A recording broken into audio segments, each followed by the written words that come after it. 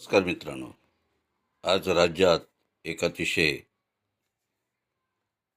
वाईट बातमी आलेली आहे. ANIच्या सूत्रांनुसार महाराष्ट्राचे उपमुख्यमंत्री आणि राज्याचे अर्थमंत्री सन्माननीय अजित पवार यांचं प्लेन प्लेन क्रॅश झाल्यामुळे अपघाती मृत्यू झालेला आहे. संपूर्ण महाराष्ट्र या घटनेमुळे आणि या बातमीमुळे हळहळला आहे.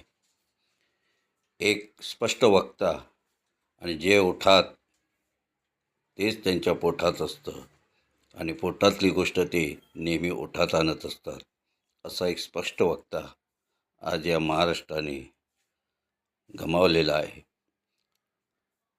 महाराष्ट्राच्या युती सरकारमध्ये उपमुख्यमंत्री पदावरती विराजमान आहेत आणि गेली अनेक वर्ष सन्माननीय शरद पवार यांचं बोट पकडून ते राजकारणात अनेक पदांवर काम करत आलेले आहेत.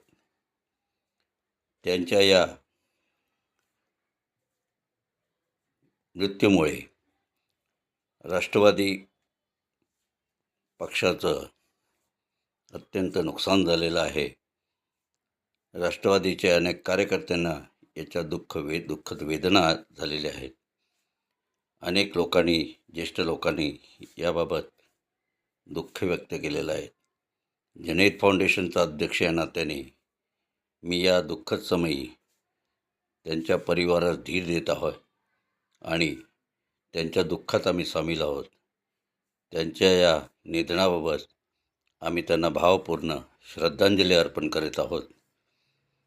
पॅन्थर आर्मी स्वराज्य क्रांती सेनेच्या वतीनेही एक महाराष्ट्र प्रभारी या नात्याने मी त्यांच्या सर्व कुटुंबांच्या दुःखात समाविष्ट आहोत आणि त्यांच्या कुटुंबांना धीर देत त्यांच्या दुःखात सामील होऊन त्यांना भावपूर्ण श्रद्धांजली अर्पण करीत आहे.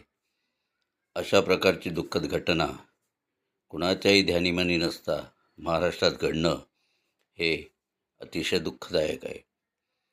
नेहमीप्रमाणे बारामतीला ते चाललेले असताना त्यांचं जे खाजगी विमान होतं ते क्रॅश झालं आणि त्या क्रॅशमध्ये सन्माननीय अजित पवार आणि त्यांच्याबरोबर असलेल्या त्यांच्या सहकाऱ्यांचं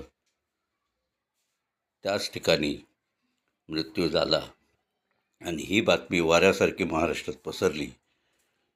संपूर्ण महाराष्ट्र हळहळला.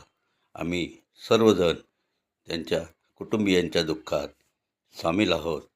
त्यांना श्रद्धांजली अर्पण करीत आहोत.